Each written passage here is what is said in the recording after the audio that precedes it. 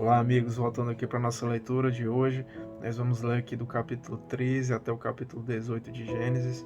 Eu espero que você esteja conseguindo fazer a leitura atenta aí dos capítulos, que esteja sendo uma bênção para a tua vida, que você consiga responder aquelas perguntas: quem Deus se revela acerca de si mesmo, quem Deus revela quem nós somos, olhando para as Escrituras, e o que Deus espera de nós, de cada um de nós. Eu espero que esteja sendo uma bênção na sua vida. Eu vou trazer aqui alguns versículos para que a gente possa comentar aqui juntos, e eu espero que Deus fale ao seu coração, assim como Ele falou no meu coração enquanto eu estava lendo esses textos. Eu quero que você abra comigo no capítulo 13 de Gênesis, no versículo 16. Você pode, talvez, pegar aí algum lápis ou uma caneta para que você possa grifar aí na sua Bíblia. Tornarei a sua descendência tão numerosa como o pó da terra. Se for possível contar o pó da terra, também se poderá contar a sua descendência. Eu queria que você grifasse aí, tão numerosa como o pó da terra. Agora vamos lá no capítulo 15, e eu queria que a gente lesse o versículo 5. Levando-o para fora da tenda, disse-lhe: olhe para o céu e conte as estrelas, se é que pode contá-las. E prosseguiu: assim será a sua descendência. E eu queria que você grifasse aí na palavra de Deus: conte as estrelas. É interessante a forma como Deus ele se comunica conosco, né, através da sua palavra.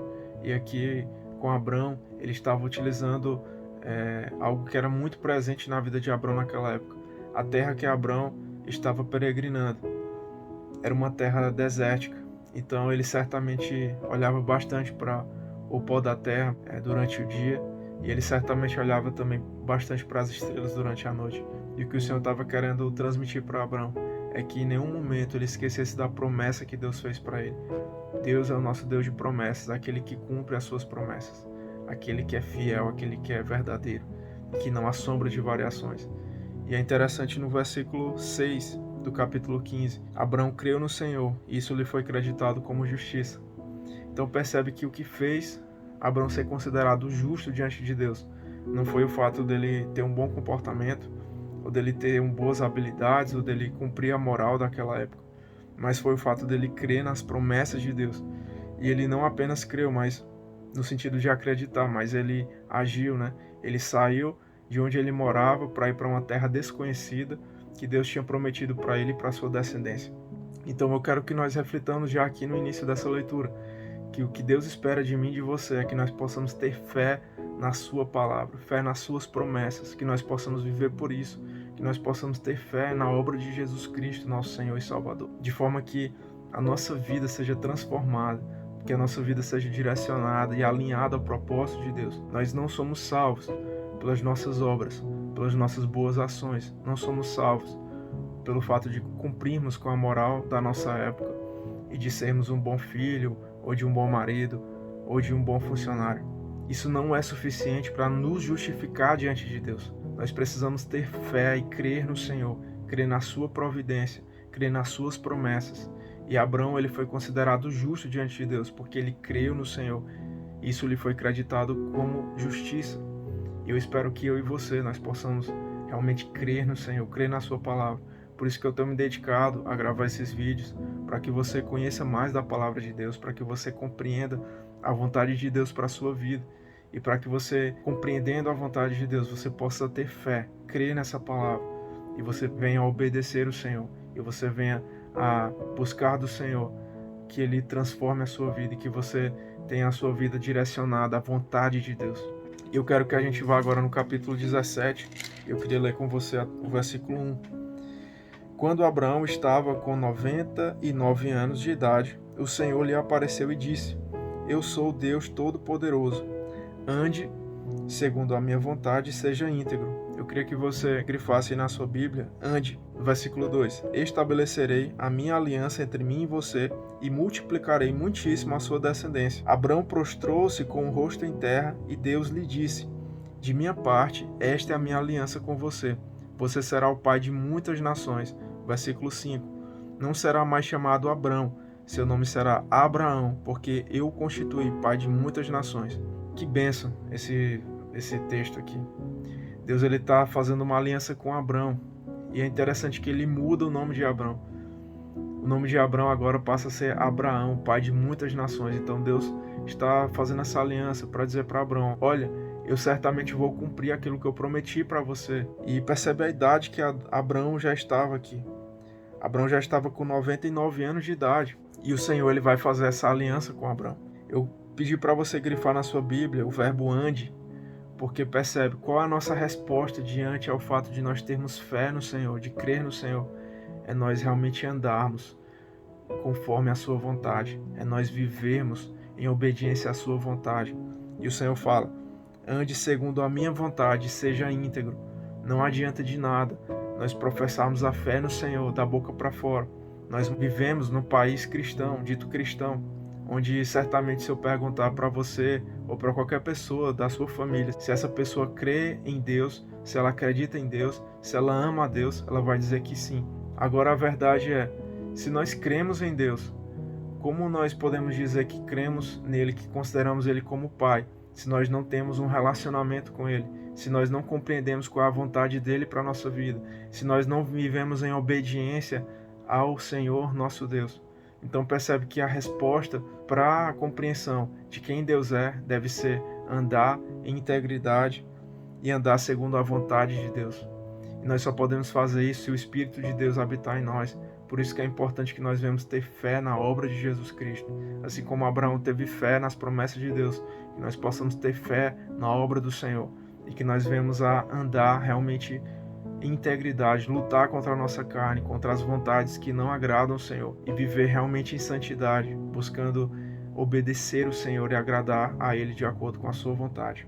E eu queria que a gente lesse agora aqui no versículo 17 do capítulo 17. Abraão prostrou-se com o rosto em terra, riu-se e disse a si mesmo: poderá um homem de 100 anos de idade gerar um filho?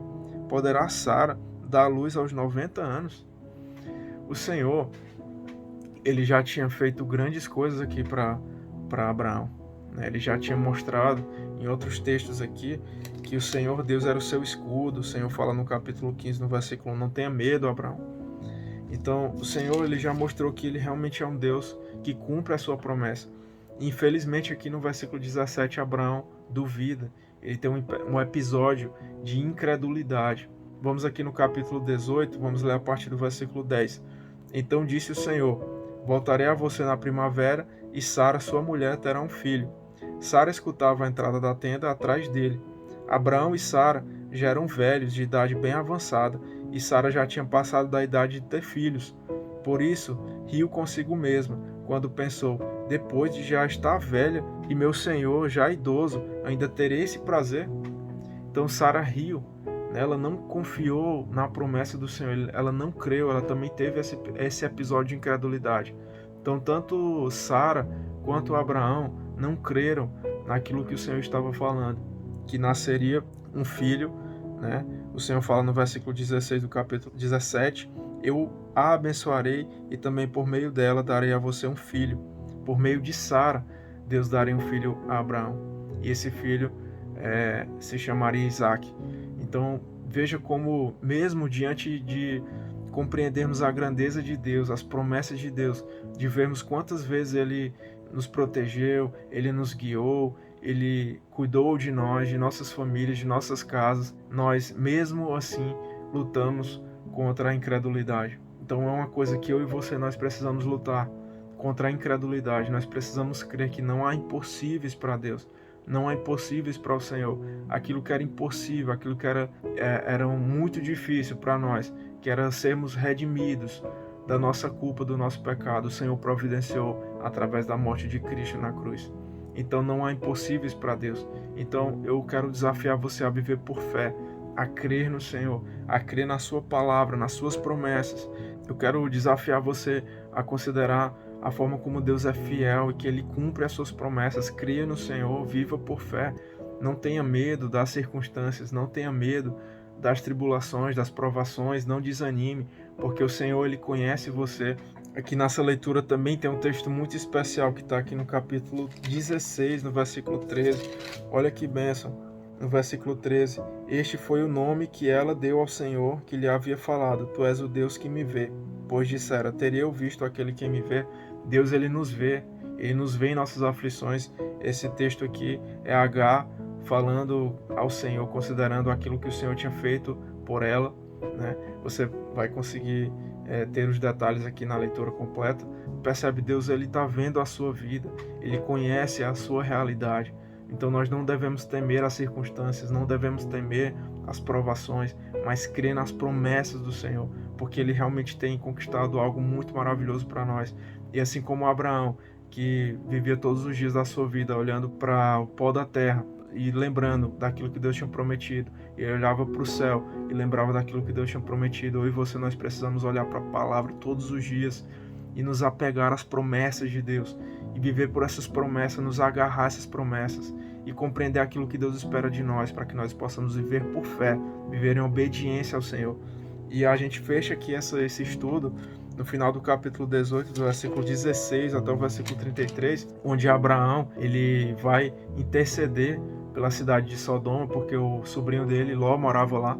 E é uma verdade também muito interessante, que eu e você, nós podemos humildemente interceder ao Senhor para que Ele haja em nosso favor, para que Ele possa olhar com graça para as nossas dificuldades, né? Para aquilo que é impossível aos nossos olhos. Nós podemos interceder ao Senhor, nós podemos interceder por aquelas pessoas que estão distantes de Deus, que estão sofrendo por conta de suas escolhas, sofrendo por conta do seu estilo de vida.